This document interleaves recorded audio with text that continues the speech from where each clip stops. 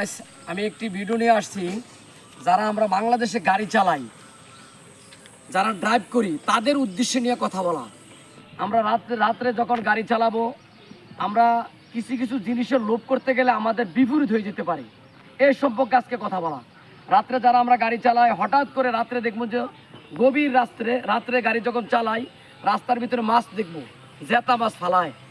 আমরা যদি মাছটার জন্য লোভ করি তাহলে আমাদের জন্য বিপরীত হয়ে যেতে পারে।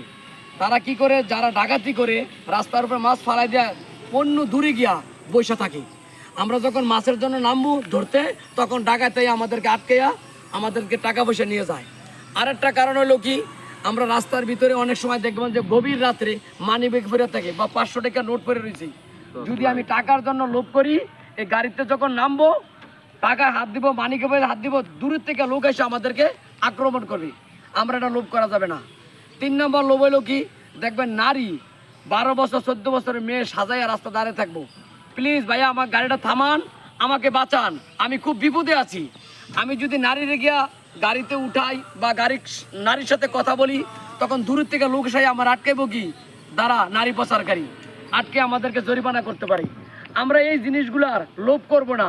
অনুরোধ, সবাই ভালো থাকবেন, আমার চ্যানেলটা লাইক কমেন্ট শেয়ার করবেন। আসসালামু আলাইকুম ওয়া রাহমাতুল্লাহি ওয়া বারাকাতুহু।